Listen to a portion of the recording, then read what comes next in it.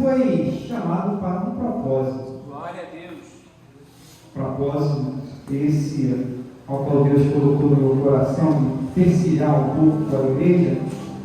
Mas antes de entrar naquilo que Deus me colocou, às vezes Deus nos dá a oportunidade de vivenciar o propósito que Ele tem para com a nossa vida, só que muitas vezes nós deixamos de viver o propósito de Deus para tentar, de alguma forma, cumprir ou executar aquilo que nós temos como propósito de vida.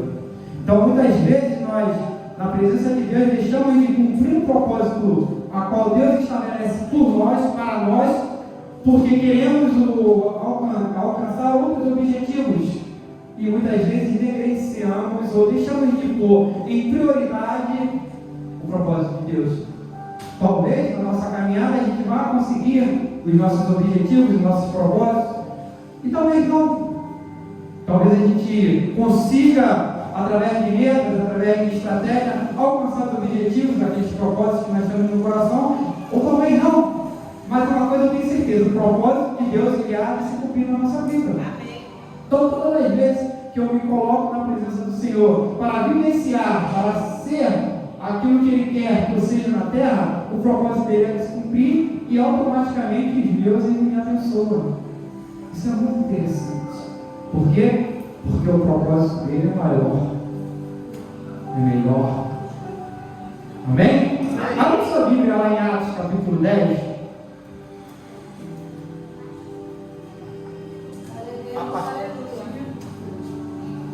A partir do verso 34, eu estava lendo essa semana sobre propósito, sobre objetivos, sobre metas. Aí eu abri essa passagem e Deus me colocou as passagens, então a gente vai conversar um pouco sobre essas passagens que Deus colocou no meu coração. Atos capítulo 10, a partir do verso 34. Quem achou, diga glória a Deus. Ô glória! Quem achou, diga Atos, depois de Lucas. Belezinha chata. Não tem como. Tá lá, já está aqui, ó, para vocês. Então, Pedro começou a falar. Agora, percebo verdadeiramente que Deus não trata as pessoas com parcialidade, mas de todas as nações aceita todo aquele que teme fazer o que é justo.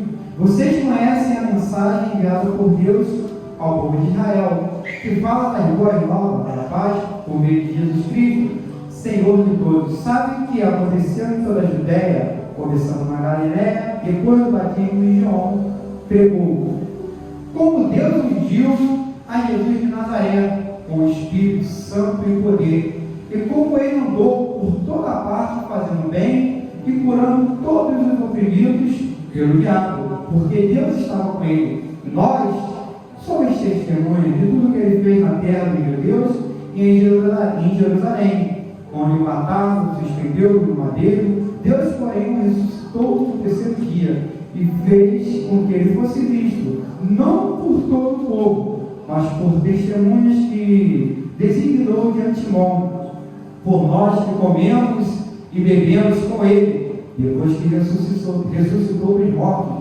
Ele nos mandou pregar ao povo e testemunhar que ele foi a Deus, que Deus o constituiu juiz de vivos e de mortos. Todos os profetas dão testemunho dele, de que todo o que nele crê recebe o perdão dos pecados mediante ao seu nome. Amém? Amém. Essa passagem aqui é uma passagem, acho que um pouco conhecida, muito conhecida. Ela vai falar sobre um rapaz chamado Cornélio. E Cornélio, ele não é judeu.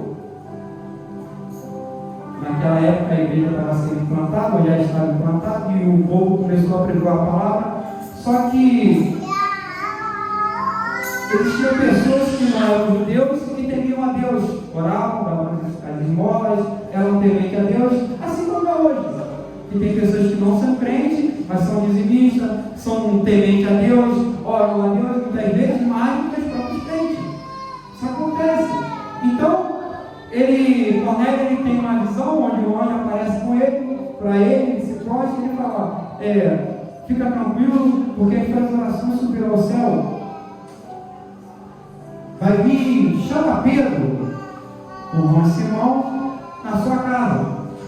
Pedro, não sei se na mesma instância ele tem uma extra, ele vê uma visão, ele vê animais, quando ele tinha que sacrificar e comer, ele fala para Deus, eu não posso comer coisas impuras. Aí Deus fala para ele, aquilo que eu santifico, você não pode chamar de impuro. E na mesma hora as pessoas chamam na casa de Pedro e fazem um convite para Pedro. Pedro, Cornélio está te chamando para ir na tua casa. Deus vai lá com Pedro. Depois vocês leem o capítulo 10 de Atos. Vai, porque eu mandei eles te buscarem. Então Pedro vai, e o Cornélio reúne a família dele, reúne os parentes mais próximos, os amigos mais próximos, e quando Pedro vem, ele se prostra para ele, manda ele levantar, levanta, que eu não sou Deus.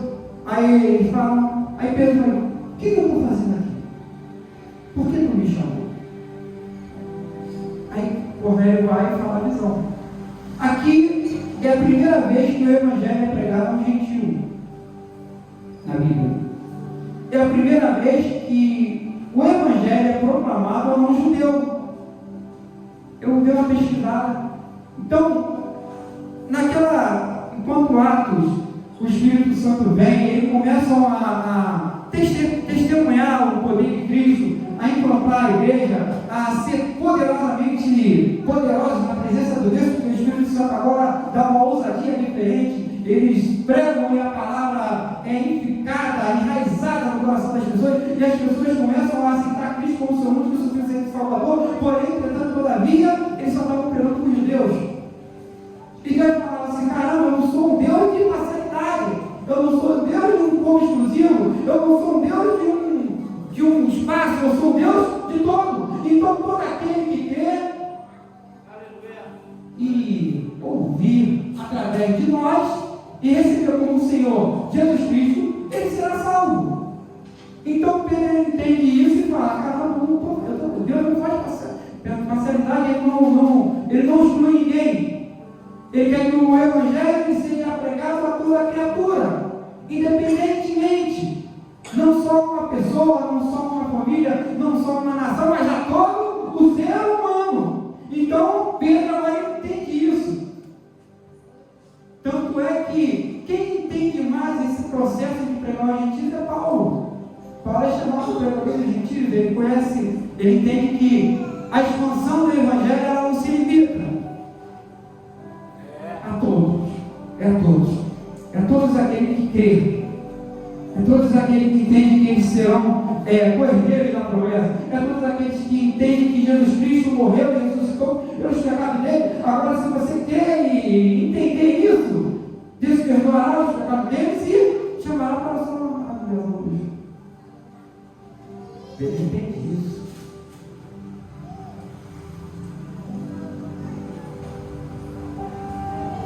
E quando você entende o propósito que Deus tem para nossas vidas, a gente começa a viver ou experimentar a plenitude de Deus, porque agora o propósito dele está estabelecido. E a partir do momento que eu creio, recebo e aceito e me condiciono a me lançar diante do Senhor, para que o propósito dele seja cumprido, nós, como igreja, começamos a viver a plenitude do Espírito. Amém? Isso é só. Abra sua Bíblia em Lucas, capítulo 6, a partir do verso 12. Lucas, capítulo 6, a partir do verso 12.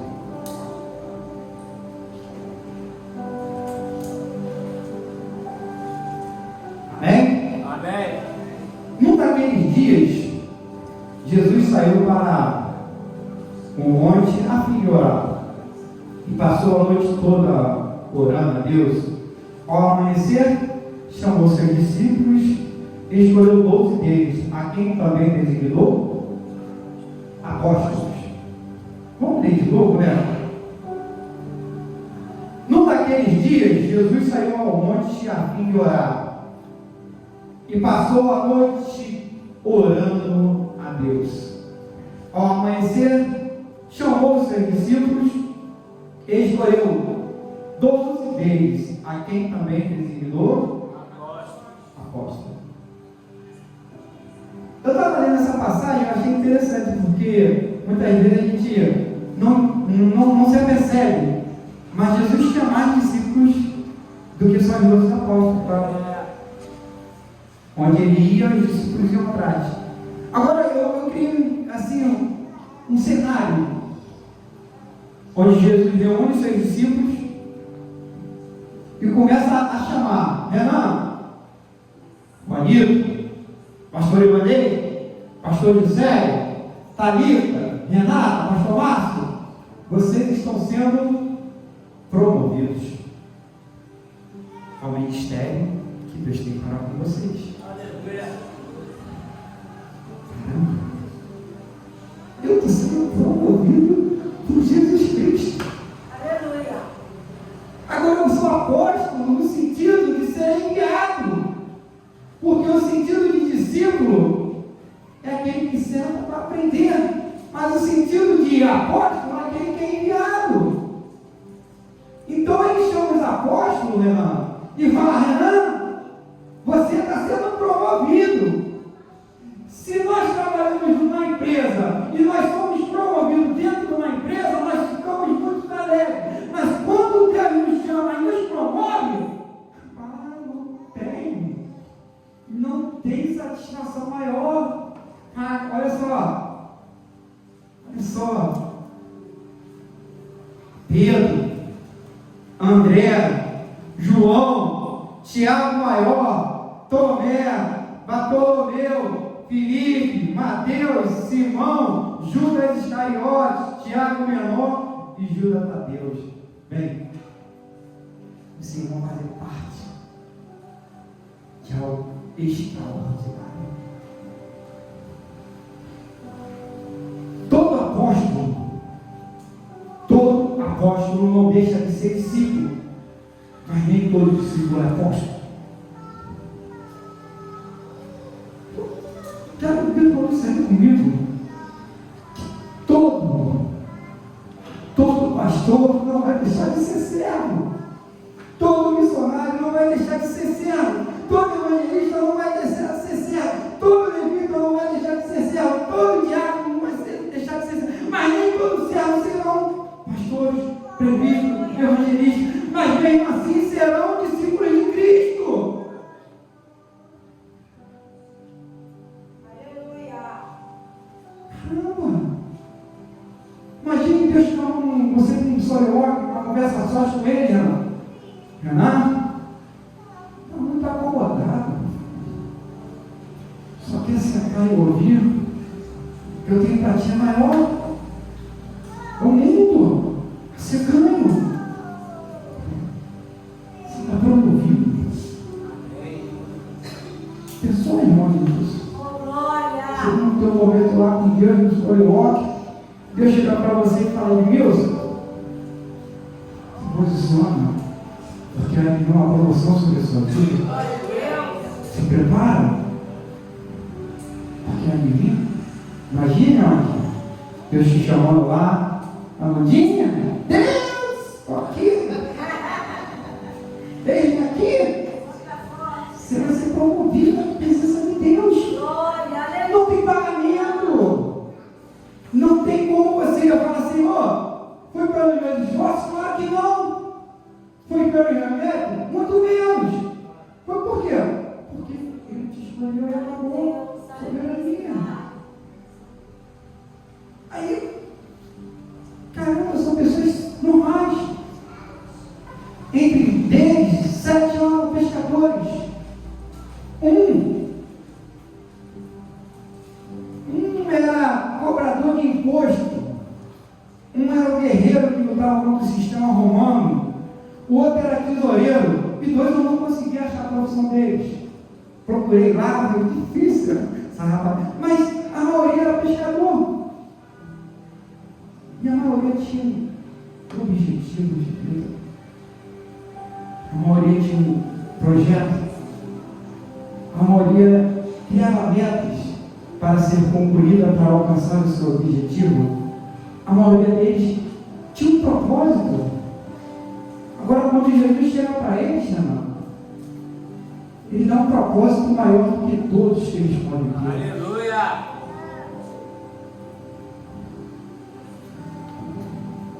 Pedro, qual é o teu objetivo?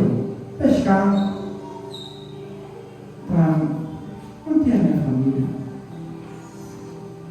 E muitas vezes não é isso na nossa vida. Qual é o seu objetivo? Trabalhar para ter o que sustentar ou comprar aquilo que nós necessitamos. Propósito, muitas vezes, casar. Um propósito, ter filhos. Outro propósito, ter um carro. Tu vamos? Mas quando Deus me chama, a prioridade é o propósito dele. Por quê? Porque o propósito dele há de se cumprir. Mas o nosso, talvez sim, talvez não. Mas quando o meu propósito está alinhado com o propósito de Deus, com certeza vai se cumprir. Por isso que ele fala, deixar primeiro o quê? O reino de Deus e a sua justiça, e todas essas coisas serão acrescentadas. Cada um com uma personalidade diferente, um gênio, um comportamento diferente, cada um no seu momento. Pedro deveria ser um cara explosivo. Dizem que João botava fogo nas paradas. Depois ele se torna o discípulo do amor. Como é que Deus trabalha na gente, né? Ele pega uma pedra toda sem forma, toda rústica, toda endurecida, ele começa a lapidar. Começa a lapidar. Não é do meu jeito, não é como eu quero, não é o que eu penso, o que eu acho, é como ele quer, como ele acha, como a palavra diz. E ele começa a nos transformar em joias na presença dele. Imagine, a gente cheio de imperfeições, cheio de porquês, cheio de argumentações, cheio de desculpa. Mesmo assim, ele vai trabalhando o nosso caráter, a nossa conduta, o nosso cotidiano. E a gente vai, sem perceber, o Espírito Santo ele começa a nos moldar para aquilo que ele quer. E a gente se torna uma joia na presença de Deus. Às vezes, é trabalhoso. Às vezes dói. Às vezes a gente chora. Às vezes a gente não entende o processo. Por que a gente convive ou passa por essas situações? Mas é Deus trabalhando, Deus tratando, Deus tirando as impurezas, as raposinhas, tirando o excesso, colocando onde tem pouco, acalma aí. Tem muita tira, é muito questionamento. Tira. É muito porquê, tira. É muita desculpa. É muita desculpa para não fazer a minha obra. É muita desculpa para pecar. É muita desculpa para estar na presença. É muita desculpa para vir para a igreja. É muita desculpa. A igreja vai trabalhando aos pouquinhos. E ele pega na sexta-feira dele, aquela marretona, ó. Vai ser, vou dar umas duas vezes, né? Tudo começa a quebrar. E aí a gente começa, caramba, Deus, está doendo, amém. Peitolate dói lá, mas cura. Ah, Deus, não estou aguentando o processo. Está assim? Tá? Você está comigo. O Espírito Santo ele habita dentro de mim. Ele vai morar. Como é que eu não estou aguentando o processo? Mas, Senhor, os interpéries da vida, claro, não tereis aflições, mas se mantenha. Mas, Senhor, está difícil, ainda bem. Se fosse fácil, todo mundo queria fazer. É difícil. Acha que é fácil chegar à promoção? Mas aí, quem é bom funcionário que só faz a mesma coisa todo dia promovido? sabe que não se apresenta, não vai além daquilo que ele quer, daquilo que se é apresentado, e falou, não, é um funcionário que chega todo dia, faz a mesma coisa, não faz nada, só reclama, não tem como ser promovido, recebe o salário aí e agradece a Deus. Agora tem outros que chegam aí, começa vou fazer, vai acontecer, e ponto, Deus não encontrou, pai, isso aí vai ser promovido. Não, isso aí é diferenciado, olha aqui, começou agora, não tem tempo de casa? Cara, isso é muito bom. Para a promoção de Deus não tem tempo de casa, tá? Não tem não, Senhor, só lamento. Chegou ontem, já foi promovido. Mas por quê? Eu sou Deus e papai reto, e eu sou Deus. Por quê? Porque chegou, já fazemos, já é diferenciado. Não tem Senhor, tem experiência? Não tem experiência, não. Não tem, irmão. Por Deus não tem, não. Senhor, tempo, que tempo? Eu sou atemporal. Não existe tempo para Deus, nem é o Deus de hoje. De hoje, se prostrar e falarei contigo. Deus é o Deus de agora, de hoje. Não é de ontem, nem de amanhã. É quem se apresenta, ele promove e acabou. E não dá satisfação a ninguém. Por quê? Porque ele é Deus. Ele é Deus e acabou. Sabe por que muita gente não são comunida a Deus? Por Deus? Porque a mentalidade, não que seja errado, é discípulo. Não consegue, Senhor, expande a minha mente. Eu quero ser um missionário, ainda que eu não deixe de ser discípulo. Eu quero ser um evangelista, ainda que eu não deixe de ser discípulo. Eu quero ser um pregoeiro da tua palavra, ainda que eu não deixe de ser discípulo, porque nós nunca deixaremos de ser discípulos. Mas enquanto Deus não trocar, não mudar o nosso bem, não entender isso, nós ficaremos sentados no banco. Não tem. Deus ele não vai forçar. Não vai forçar. Por isso que tem pessoas. Por isso que tem pessoas que quando emergem na presença de Deus, caramba, parece que a pessoa muda, pastor. Começa a fazer isso, fazer aquilo. Caramba. Aí, e se incomoda com as pessoas. Porque a pessoa ela se lança na presença de Deus. Então, caramba, eu vou fazer. Por quê? Porque agora eu entendi que Deus, o propósito dele é maior que tudo na minha vida. O propósito é maior de prioridade. Qual é o propósito? A prioridade da minha vida é Deus? É o propósito que ele tem para mim? Amém? Amém. Aleluia. Propósito. Aquilo que se busca alcançar. Sua definição, motivo pelo qual se tem uma grande vontade de alcançar o objetivo. Seu significado, colocar à frente, expor. Metas são quantificações específicas de algo que nós queremos alcançar. O objetivo nos ajuda a definir onde queremos chegar. Glória. Obrigado.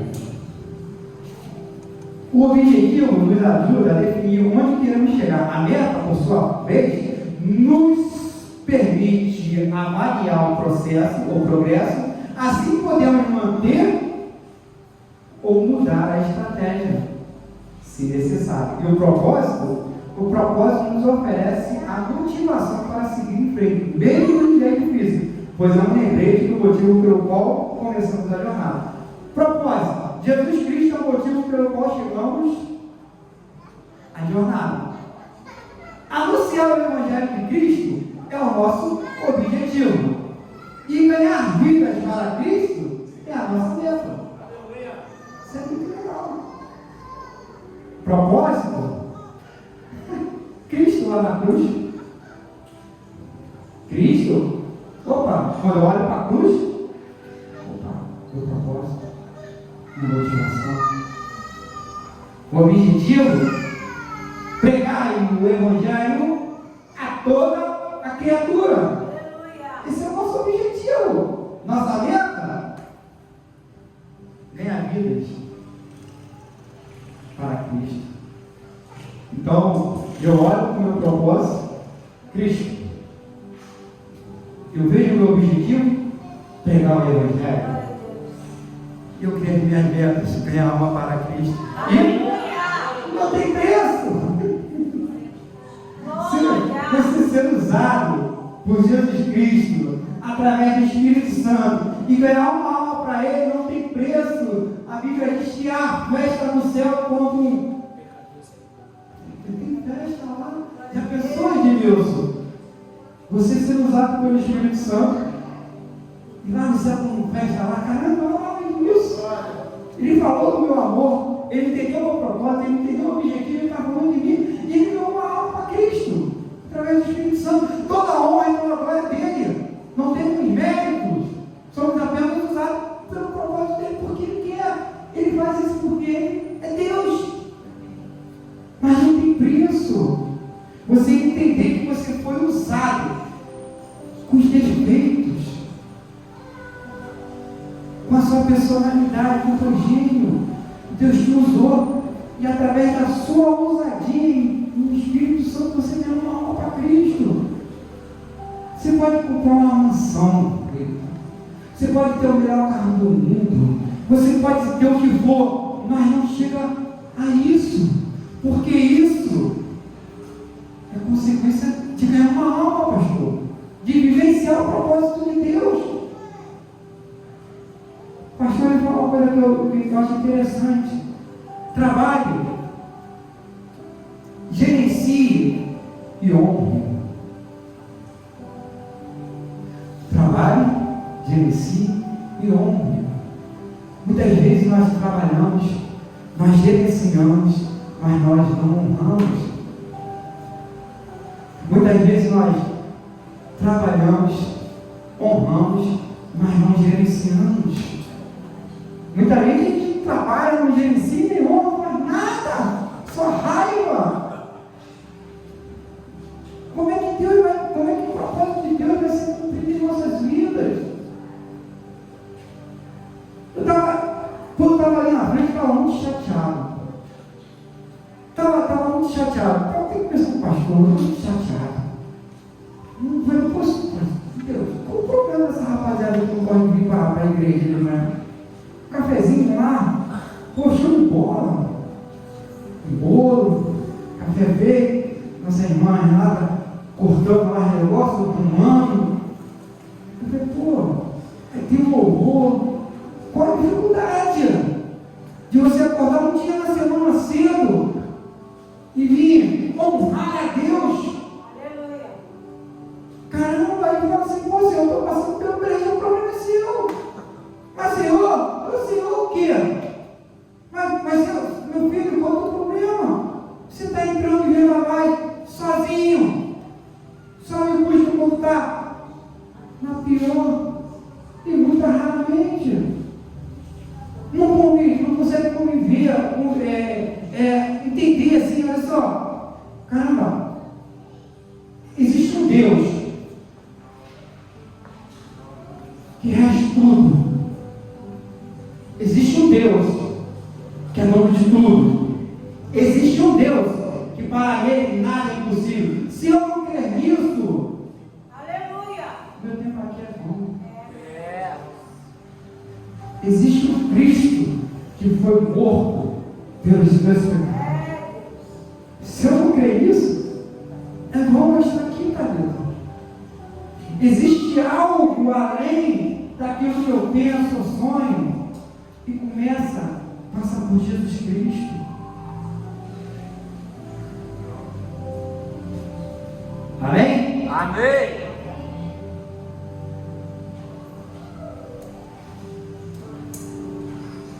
Olha só, eu estava nessa página hoje. Imagine que eu pego o metrô na estação Rua Espada. Eu solto lá em São Conrado, penúltima estação. Pego o metrô, solta no Flamengo, veio outro metrô, até Jardim Oceano. O metrô da Pavuna, agora ele vai até Botafogo, todos os dias. É o propósito dele. Entende? Ele vai sair da Pavuna e vai até Botafogo. Se você quiser ir depois, você tem que pegar outro metrô. No caso, a linha 4, que vai até Jardim Oceano. Mas o propósito do metrô da Pavuna é da Pavuna até Botafogo. Do Jardim Oceano é lá ele vem de Uruguai. De Uruguai até Jardim Oceano. Sendo, agora vocês imaginem, o metrô pode parar. Para, às vezes, se atrasa, mas ele chega. Interessante isso. E o que está atrás dele não passa ele. Se acontecer alguma coisa, você vai esperar aquilo ser resolvido para ele chegar no propósito dele. Aleluia. Às vezes a pessoa se joga na linha. Para tudo. Para restabelecer as condições normais do metrô. Para ele continuar o seu propósito. Às vezes, está com problema no sistema. Então, ele está com horários 15 minutos, 20 minutos. De manhã, o metrô passa de 4 minutos. Mas agora está com problema na rede lá. Agora tem que esperar, Thalita. Você não tem ônibus na Jardim Oceano. Você tem que esperar o metrô. Só se você quiser pegar 3 ônibus. Só que você vai pegar no Brasil. Descarga o ônibus para o pneu. E o ônibus é assim, ó. O ônibus volta, o metrô não. Agora imagine que o maquinista seja Deus. E você está no metrô, onde Deus é o maquinista. Então a certeza de chegar é 100%. Aleluia. Não tem como não chegar. Outra coisa, não tem como se adiantar ou se atrasar. Vai chegar na hora do maquinista. Por quê? Ele é Deus. Ele não se atrasa e não se adianta. Só que dentro do metrô, onde Deus é o maquinista, existem várias pessoas. Nada. Cada um com um projeto, cada um com um objetivo, cada um com um objeto, com um propósito, e cada um com metas traçadas. Às vezes, olha só, está todo mundo dentro. O propósito de Deus ele vai se cumprir e automaticamente o nosso também vai. Glória a Deus. Qual a dificuldade disso? Quando nós vivenciamos o propósito de Deus, o nosso propósito é concluído com a vontade e permissão dele, pastor. Por quê? Ele não é contra a palavra dele. Se eu não falei, eu vou honrar. A Bíblia diz em Malaquias 3:10, né? Trazer e dizem a oferta e fazer prova de mim. Ele está falando. Se ele está falando, vai cumprir. Mas se eu vivenciar, se eu priorizar, se eu quiser viver o meu propósito, sem viver o propósito de Deus, pode acontecer. Mas também não. O que eu estou querendo falar? O que está querendo falar com isso, Daniel? Priorize o propósito de Deus. As coisas acontecem. Aleluia. Priorize o propósito de Deus. E as coisas acontecem. Não tem como não acontecer. Deus não vai contra a palavra dele. Ele não é homem para que minta, nem filho do homem para se arrepender daquilo que ele fala. Caramba, se eu estou na nave, se o maquinista é Deus, vai chegar. Só não vai chegar se eu sair. Eita. Mas o propósito dele vai chegar nele. Ele zela pela palavra dele. Amém? Amém.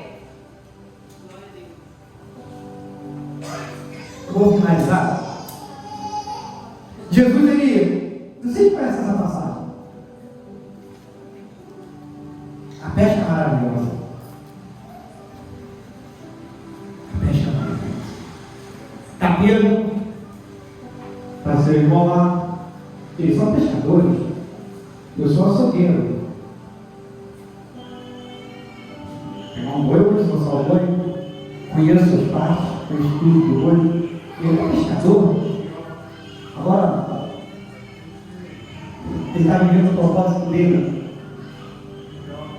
o objetivo dele. Ele quer pegar peixe, ele quer levar o sustento para a família dele, está certo, não está errado, não tem nada de errado nisso. Veja bem, não tem nada de errado nisso.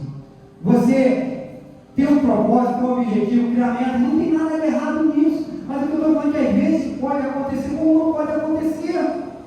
A certeza do nosso propósito, do nosso objetivo vai acontecer, pode ou não, mas aí Deus vai acontecer. Aí Pedro está lá, com a rapaziada dele, a noite toda pescando. Joga rede. A noite não dá para peixe. Joga rede. A Bíblia diz que eles estão cansados. E quem aparece? Jesus Cristo.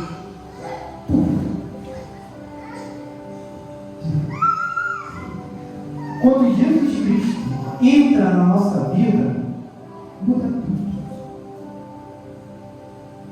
Muda. Muda tudo. Quando Deus muda tudo. A minha vida, minha ótica é outra. Já não olho com meus olhos carnais, agora eu olho espiritual. Aí Jesus fala: e aí, Pedro? E aí, pastor?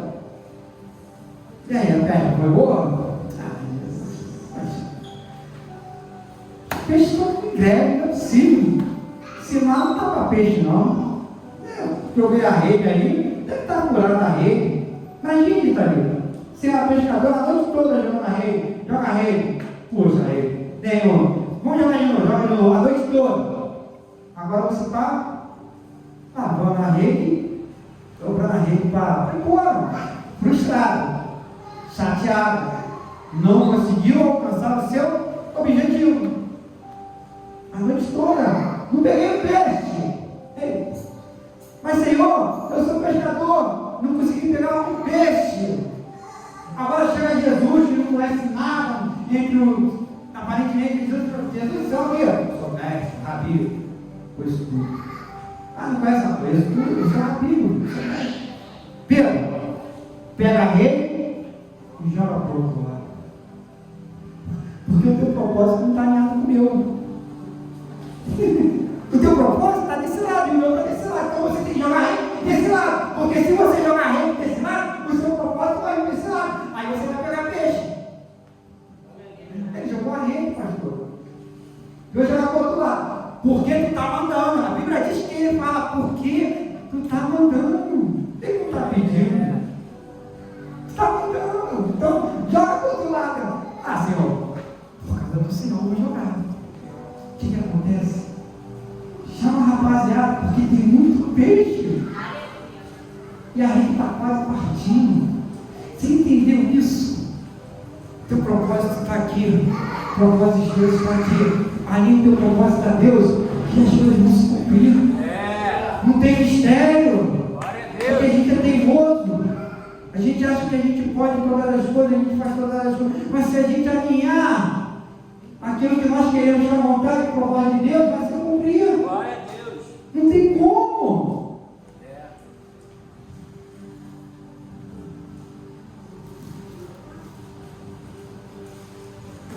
A obediência a Deus nos colocará em lugares onde a nossa competência não vai ficar. Aleluia.